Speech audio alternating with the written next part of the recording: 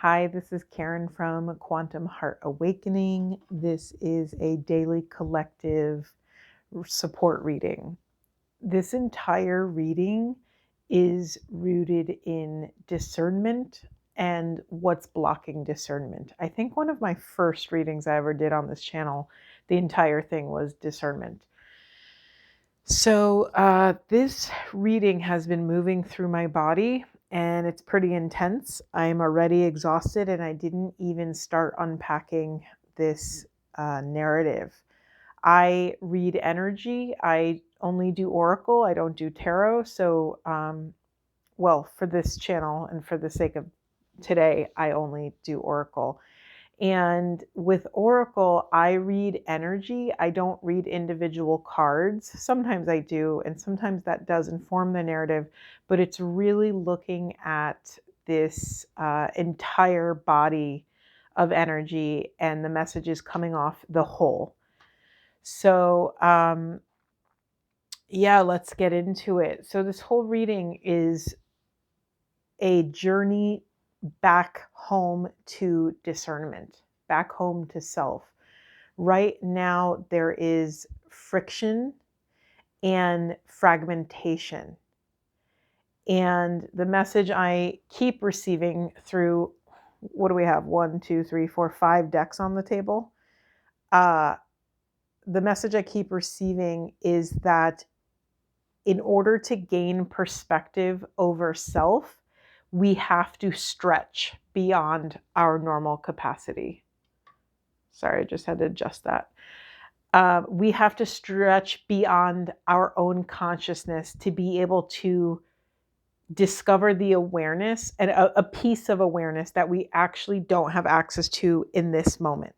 We are rediscovering balance and a perspective that brings us back home to intuition. When we are in brain-heart coherence, we can access frequency and assess whether or not that frequency is in alignment with us, is in flow, is in 0 point awareness. So it's really interesting to me. We have several messages around rediscovering something and remembering something. So we're not going on this wild goose chase to learn something new. We're actually going on a treasure hunt to find treasure that is already in our possession.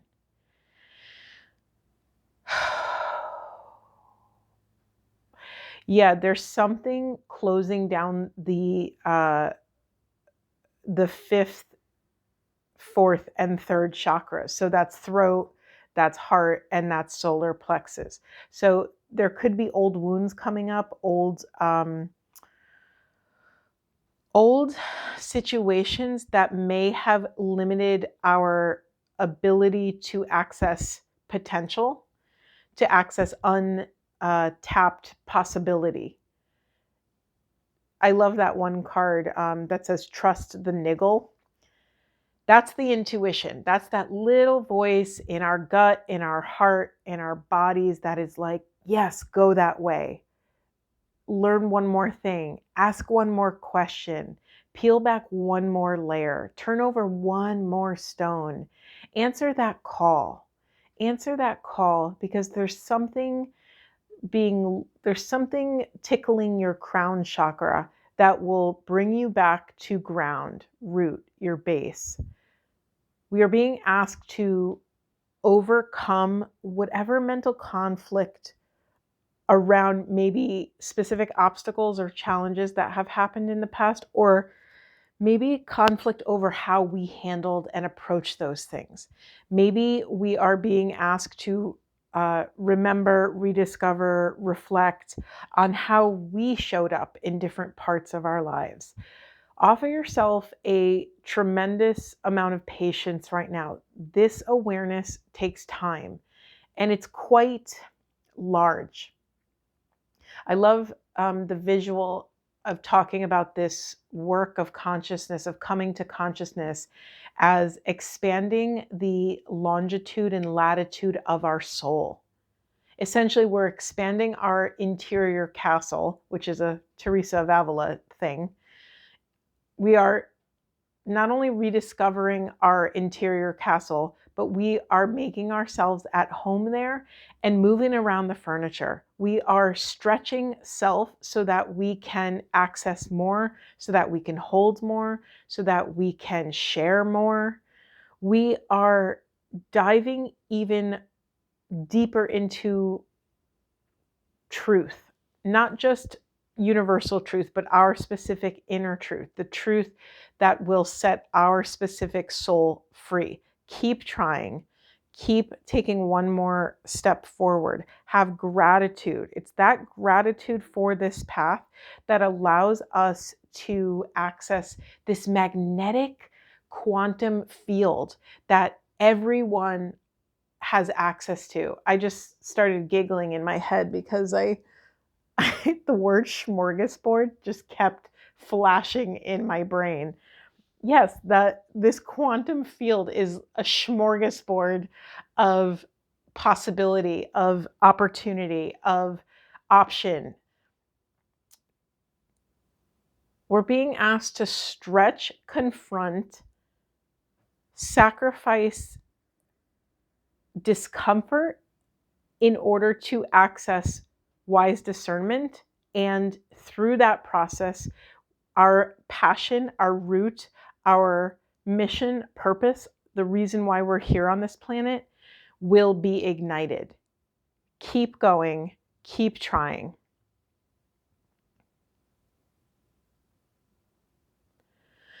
All right, there's a whole separate, I don't know how to, it's like an alien message. I was pausing so much to find a different word, but that's what it is. There's an alien like emergence coming through.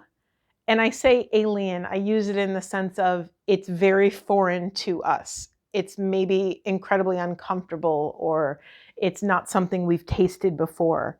We don't really know how to work with it. So there's going to be a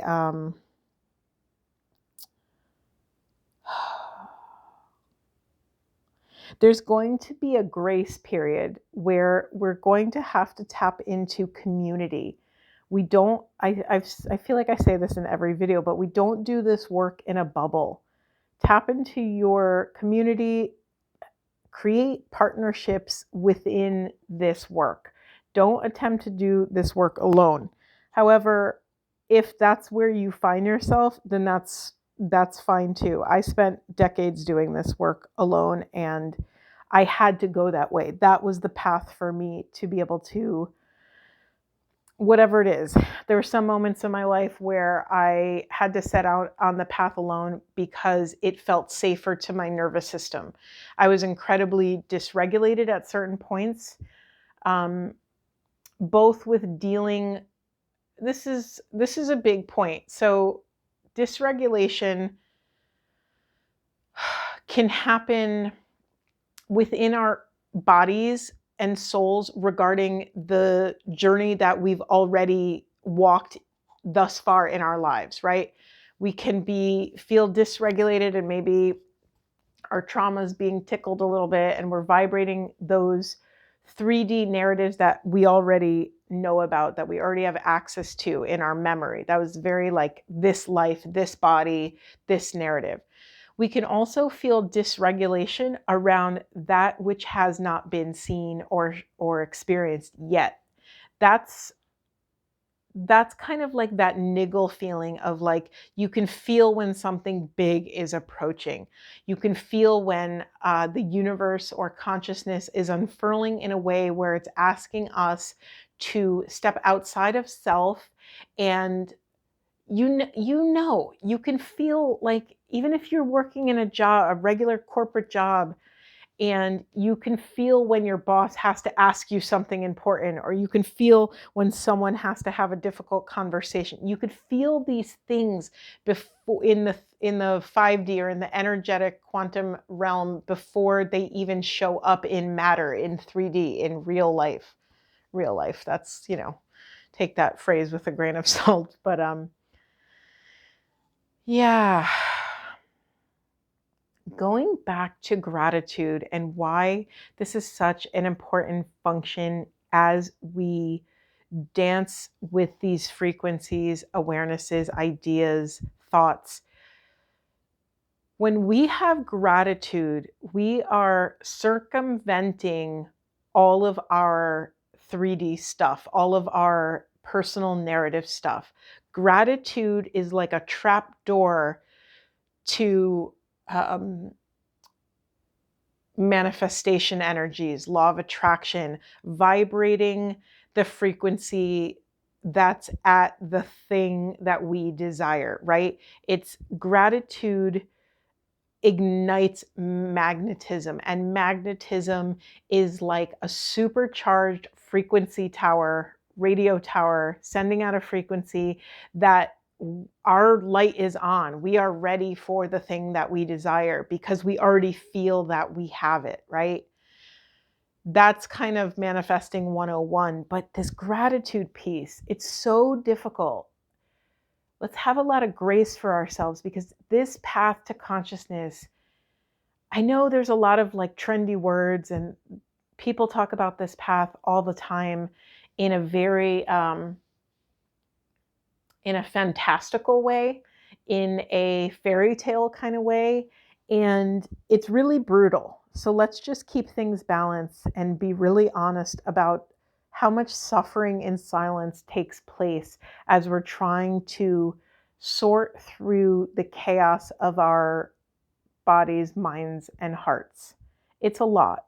It's a lot. And the more grace we have on the path, the more access we will have to this beginner's mind, this beginner's energy. You think about a little kid, and when they screw up or when they drop something or when they make a mess, do they sit there shaming themselves? No, they're on to the next like 20 other chaotic things that are going on. And there's probably don't even feel one moment of shame, unless of course, they're in a 3D environment that is dealing with that, either shame from parents or siblings or whatever. But conventionally, kids don't really feel shame until their ego develops and society teaches them, oh, I'm supposed to be this way and I'm not, so let me feel crappy about myself, right? And that's what we're working to dismantle. It doesn't matter if you're 2 years old or 200 years old. We are doing this work of releasing shame, releasing anything blocking that profound unconditional love. Let me just tune inward and see if there's anything left here. I thought this was going to be much longer, but I'm drawn to these golden lights on the obstacles and challenges card. We have access to help if we want it. It's just serving as a confirmation for me that we have access to, and of course, honor your resonance, honor what feels right to you. But we have access to spirit guides, angels, archangels, ancestors, other soul crew. We have so much help out there that we tend to forget about in 3D, right? It can be really isolating doing this work until you find that crew to be able to talk openly about this stuff. It's hard. It's hard to talk about this stuff, this really deep stuff, with people who are not walking the path. A lot of people think, pretty crazy things about people who are choosing to look up and in instead of out and down. And it's a really innocent path. And all we're doing is gathering these different fragments of soul that have been strewn about, our lives or realms or the universe, and we're trying to collect them to put the puzzle piece of self back together and then find peace there, right? It's not just we're trying to find this thing called wholeness. We are literally like gathering and confronting all of these pieces, all of these shadows, every block that is in the way of this profound unconditional love. And it's once we finally have all those pieces, the work is not over. The work is just beginning, because we are then confronting all of the parts of self that feel uncomfortable in this wholeness, right?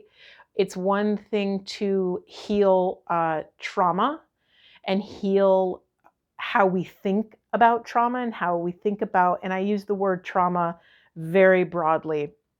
One of my mentors, James Finley, shares that trauma is disconnection from spiritual experience.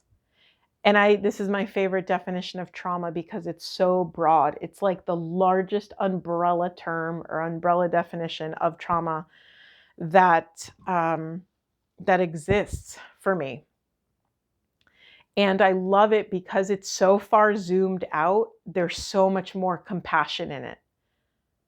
Trauma could be a very narrow clinical term, a clinical psychological term. It could be just like a pop culture-y, I don't want to say pop culture, but it could be this kind of hot button term for people, a trigger term for people. But if thinking about it as just any moment where we are disconnected from spiritual experience, I mean, that's most moments. And so there's a lot of empathy and a lot of forgiveness and grace built into that, because it's such a tall order, right? It's such a profoundly massive order that we are attempting to, put ourselves in. So again, it's like once we gather all these puzzle pieces of self back home and we are whole and looking at the full picture of self, then we get to actually feel what it's like to be in that body, in that whole body, in that whole mind, in that whole heart. Wow, like what a space that would be. And then we get to discover, or rather rediscover, who we are as this whole being. How do they move through the planet? How do they move through life?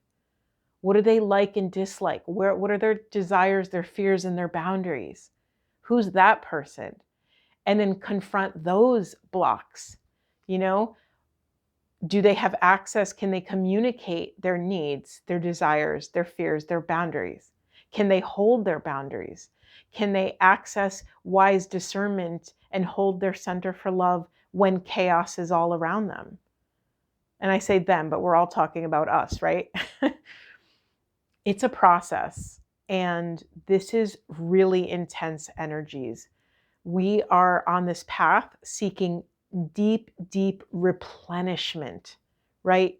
Replenishment means that we had something, we lost it, and we are filling ourselves back up, replenishing soul, replenishing spirit, and coming back into grounded, loving awareness. Sending you lots of love. If anybody has any questions, throw them down below. Keep breathing. Keep breathing.